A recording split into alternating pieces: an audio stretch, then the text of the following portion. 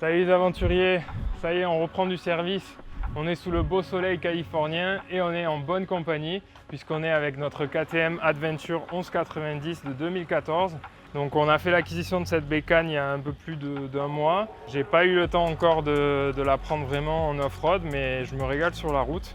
Donc on va commencer par l'entretien mécanique de cette bécane, par quelque chose qui en théorie est plutôt simple, c'est-à-dire la vidange avec changement du filtre à huile et aussi des petites grilles qu'on a sur les deux carters.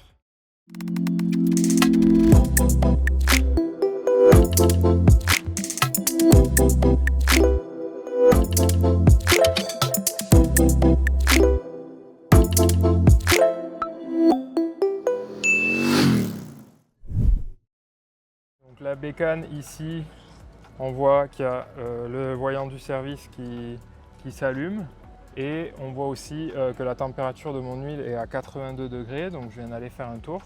Donc on est prêt, on peut attaquer la vidange. Donc petit détail mais pas des moindres, c'est que cette vis est foirée. Donc on va devoir dans un premier temps extirper cette vis. Donc j'ai ici un extracteur de vis abîmé. Donc c'est une sorte de douille avec des stries dans le sens contraire. Je vais essayer de rentrer la douille. Donc c'est du 13, je vais la rentrer bien droite. Et je vais taper, hop, voilà, là on est bien dedans.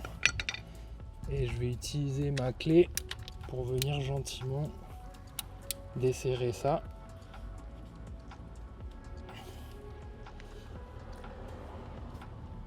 Ok, donc là elle est venue, hein, nickel. Donc j'ai mis un bac dessous bien sûr. Hop.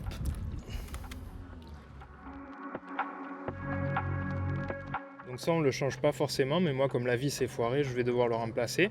Sinon ce que vous pouvez faire c'est simplement remplacer ce petit joint torique ici.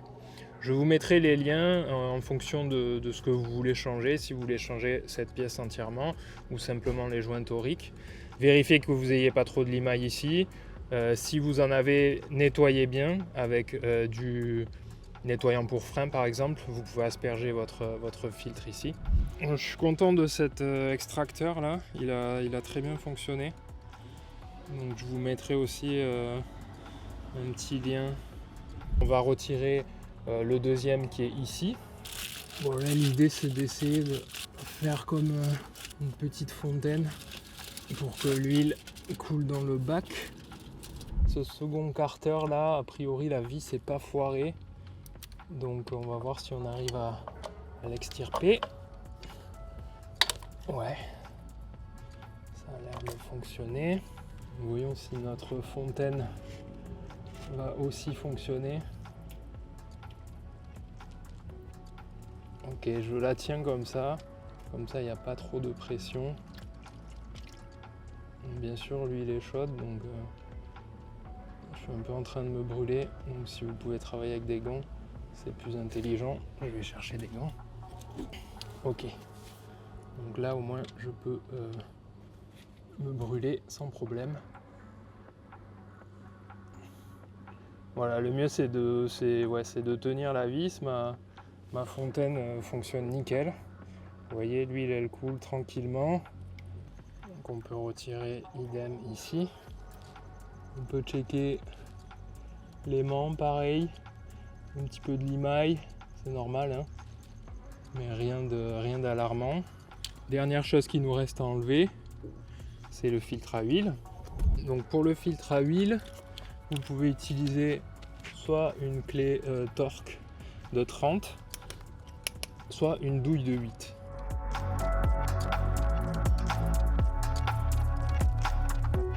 Et on vient retirer le capuchon. Donc là on a aussi un joint torique qu'on va devoir changer. Quelque chose que j'ai oublié de mentionner, c'est que j'ai retiré le bouchon ici de le remplissage de l'huile. Maintenant on vient retirer le filtre. Hop. Hey, How's it going? how are you?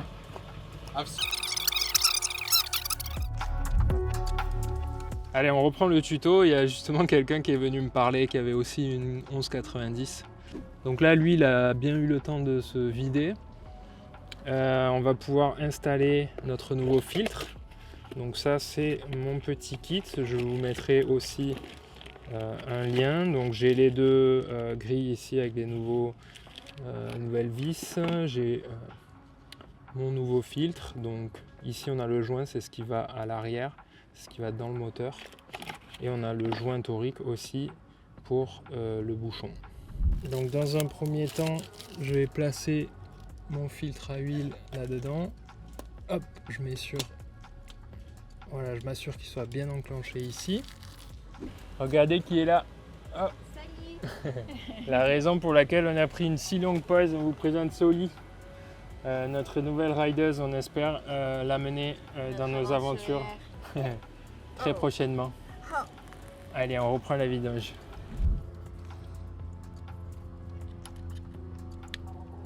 Hop.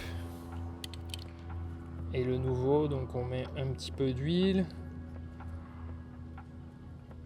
et on le place ici. On peut venir replacer notre bouchon ici. Et je viens replacer mes nouvelles grilles ici. Donc même chose, on peut lubrifier un petit peu le joint torique ici avant de l'installer. Hop.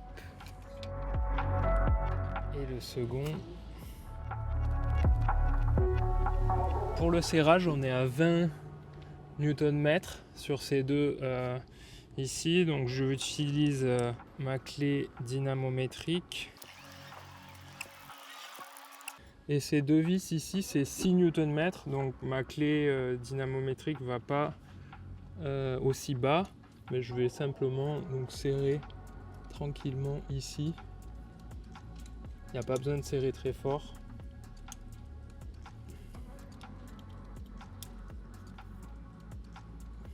Hop. Ok, donc on va pouvoir passer au remplissage. Donc 10W50, moi j'utilise de la Castrol ici. Donc on va placer notre petit entonnoir ici. Et on va d'abord mettre 3 litres. On va faire tourner un peu le moteur. Et ensuite on finira avec 600 ml supplémentaires.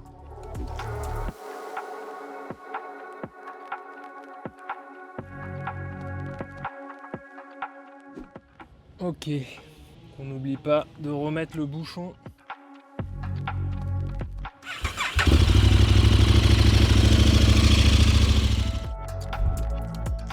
Ok, donc ça devrait suffire, c'est vraiment juste pour que l'huile circule dans le système et que le filtre s'imbibe. Il n'y a plus qu'à compléter avec 600 ml supplémentaires.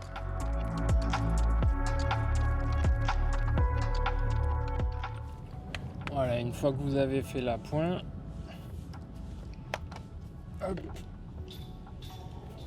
on peut tout bien nettoyer.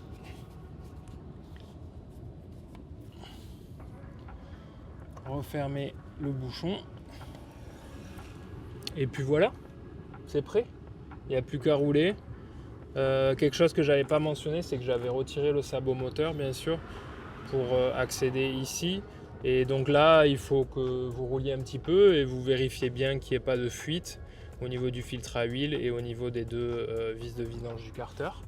Et puis, vous vérifiez aussi que votre niveau d'huile soit correct ici. Donc là, on voit que mon niveau est bon. Le dernier truc qu'on va faire ici, c'est remettre à zéro l'entretien ici. Donc là, il me dit service. Là, je vais appuyer sur les deux flèches, la flèche du haut et du bas, pendant 5 secondes. Voilà, et donc là, il me dit la prochaine vidange, donc dans 10 000 km et dans un an. Si on rallume la bécane, il nous dit plus service. Et d'ailleurs, au moment où on a rallumé, hop, je ne sais pas si vous avez vu, mais on a l'indication du service, voilà. Il me dit en octobre 2026 et dans 10 000 km. Donc vous avez le décompte ici qui s'affiche. Donc voilà les amis, on va continuer à faire quelques tutos méca et ensuite on reprendra les tutos pilotage. J'ai hâte de vous faire partager aussi les paysages californiens, et puis de nouvelles techniques pour se sentir toujours plus à l'aise au guidon de votre moto aventure. Allez, je vous dis à bientôt.